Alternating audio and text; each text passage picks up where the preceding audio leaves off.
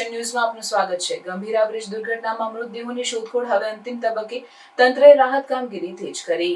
વડોદરા અને આણંદ જિલ્લાને જોડતો 45 વર્ષીય જૂનો ગંભીરા બ્રિજ તૂટી પડ્યાને આજે ત્રીજો દિવસ છે। આ દુર્ઘટનામાં અત્યાર સુધીમાં 15 થી વધુ લોકોના મોત થયા છે અને હજુ પણ કેટલાક લોકો લાપતા છે। બચાવ અને રાહત કામગીરી સતત ચાલી રહી છે, જેમાં એસડીઆરએફ, એનડીઆરએફ અને ફાયર બ્રિગેડ સહિત 10 થી વધુ એજન્સીઓ જોડાઈ છે। આજે વહેલી સવારે વધુ મૃતદેહો મળી આવ્યા છે અને કલેક્ટર અનિલ ધામેલિયાએ જણાવ્યું છે કે મૃતદેહોની શોધખોળ હવે અંતિમ તબક્કામાં છે। બ્રિજ તૂટી પડ્યાના કારણે અનેક વાહનો મહીસાગર નદીમાં ખાબક્યા હતા, જેમાં ટ્રક, કાર, બાઇક સહિત કુલ 7 વાહનો સામેલ હતા। દુર્ઘટનામાં બચાવાયેલ લોકોને સારવાર માટે વડોદરા અને આસપાસની હોસ્પિટલમાં ખસેડવામાં આવ્યા છે। દુર્ઘટનાની ગંભીરતાને ધ્યાનમાં રાખીને મુખ્યમંત્રી ભૂપેન્દ્ર પટેલે તાત્કાલિક ઉચ્ચ સ્તરીય તપાસના આદેશ આપ્યા છે અને માર્ગ અને મકાન વિભાગના વરિષ્ઠ અધિકારીઓની ટીમે સ્થળ પર પહોંચી તપાસ શરૂ કરી છે। આ ઘટનાને લઈને સરકાર અને સ્થાનિક તંત્રએ ઝડપી કાર્યવાહી કરી છે। 6 સભ્યોની તપાસ કમિટી બનાવવામાં આવી છે, જે બ્રિજ તૂટી પડવાના કારણે ક્ષતિઓ અને જવાબદારી અંગે 30 દિવસમાં રિપોર્ટ રજૂ કરશે। સ્થાનિક લોકો અને રાજકીય આગેવાનો તરફથી પણ બ્રિજની જર્જરિત હાલત અને અગાઉ કરવામાં આવેલી રજૂઆતો અંગે પ્રશ્નો ઉઠાવાયા છે। હવે સમગ્ર રાજ્યમાં જૂના અને જર્જરિત બ્રિજોની તપાસ શરૂ કરવામાં આવી છે।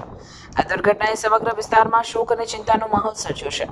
મૃતકોના પરિવારજનો માટે સહાનુભૂતિ વ્યક્ત કરવામાં આવી છે અને ઇજાગ્રસ્તોને તાત્કાલિક સારવાર મળી રહે તે માટે તંત્રએ તમામ પગલાં લીધા છે। ઘટનાની ગંભીરતા અને જવાબદારી નક્કી કરવા માટે ઉચ્ચ સ્તરીય તપાસ ચાલી રહી છે, જેથી આવનાર સમયમાં આવી દુર્ઘટનાઓ ન બને। પરમ દિવસે જે ગંભીર અકસ્માત થયો એમના અંતર્ગત આપણે રેસ્ક્યુ કામગીરી ચાલુમાં છે। આપણે ખાસ કરીને કિચડની પરિસ્થિતિ હોવાથી ઉપરના ભાગમાં બ્રિજની સ્ટેબિલિટીના પ્રશ્ન હોવાથી ઉપર ક્રેન કામ કરે છે, એમને આપણે સેફલી કામ કરી રહ્યા છીએ। સાથોસાથ અંદરના ભાગે સોડા એશ સ્પ્રેડ થાય છે, એમના કારણે પણ પાણીમાં ઇરિટેશન અને ઇચિંગ થાય છે, પણ આમ છતાં આપણી તમામ ટીમ કામ કરે છે।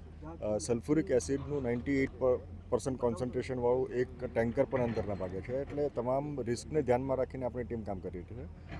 આ પરિસ્થિતિની અંદર આપણે જે ટીમ કામ કરી રહી છે એ તમામ ટીમને એમના પોતાની સેફટી ધ્યાનમાં રાખીને કામ કરે। ગઈકાલે રાત્રે આપણે 10 વાગે પાણી ભરાવો થયો, ત્યાર પછી ઓપરેશન ક્લોઝ કરેલું હતું। ત્યાં સુધીમાં ઓપરેશન હોલ્ડ કર્યું ત્યાં સુધીમાં આપણને 18 ડેડ બોડી હાથ મળી હતી। પરમ દિવસે જ્યારે આપણે એમનું લિસ્ટ બનાવ્યું, મિસિંગ પર્સનનું લિસ્ટ, એ કુલ 7 લોકો હતા। એ 7 પૈકીમાંથી આપણને ગઈકાલે સવારે એક વધારાનું લિસ્ટ મળ્યું, એટલે કુલ 8 લોકો મિસિંગ હતા। આ પૈકી આપણે 12 પરમ દિવસે મળ્યા હતા। ગઈકાલે પણ 6 ડેડ બોડીઝ આપણે રિકવર કરી છે। આજના દિવસે 2 ડેડ બોડી આપણા મિસિંગ પર્સન પૈકીની છે। મોટાભાગે બીજા નીચે વાહનો નથી, બાઇક છે, બાઇકના સવારોનું આપણને મોટાભાગે ટ્રેસિંગ થઈ ગયું છે, એટલે અન્ય વાહનો હોવાની શક્યતાઓ ઓછી છે।